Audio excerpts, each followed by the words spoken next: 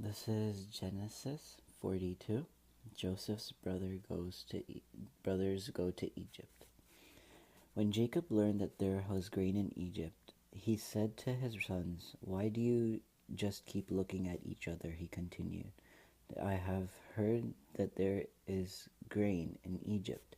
Go down there and buy some for us, so that we may live and not die." Then 10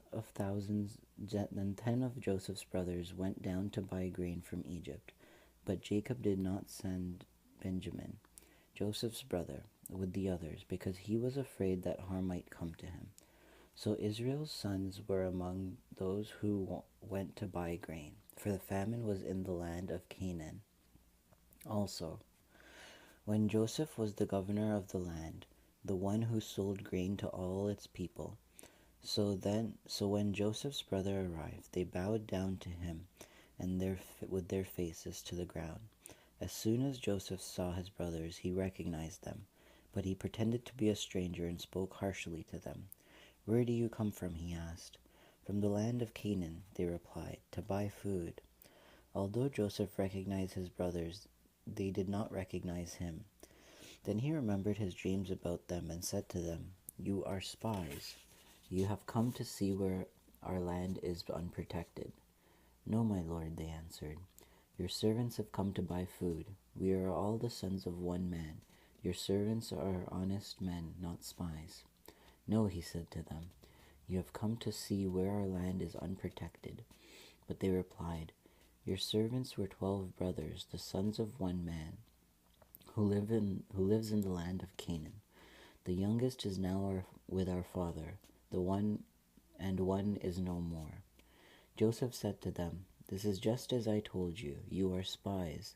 This is how you will be tested. As surely as Pharaoh lives, you will not leave this place unless your youngest brother comes here. Send one of your number to get your brother. The rest of you will be kept in prison, so that your words may be tested to see if you are telling the truth. If you are not, then surely as Pharaoh lives, you are spies." And he put them all in custody for 3 days. On the third day Joseph said to them, "This is what you will this is do this and you will live. For I fear God. If you are honest men, let one of your brothers stay here in prison, while the rest of you go and take grain back for your starving households. But you must bring your youngest brother to me, so that your words may be verified and that you may not die." This they proceeded to do. They said to one another, "Surely we are being punished because of our brother. We saw how distressed he was when he pleaded with us for his life, but we would not listen. That's why this distress has come upon us." Reuben replied, "Didn't I tell you not to sin against the boy?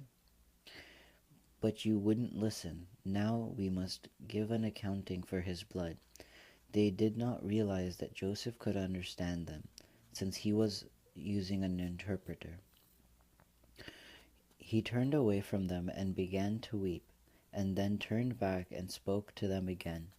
He said he had Simon taken from them and bound before their eyes.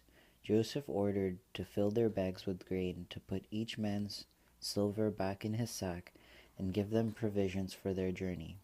After this was done for them, they loaded their grain on their donkeys and left. At the place where they stopped for the night, one of them opened his sack to feed his donkey, and he saw his silver in the mouth of his sack. "My silver has been returned," he said to his brothers. "There it is in my sack." Their hearts sank, and they turned to each other trembling and said, "What is this that God has done to us?" When they came to their father Jacob in the land of Canaan, they told him all that had been done, all that had happened to them.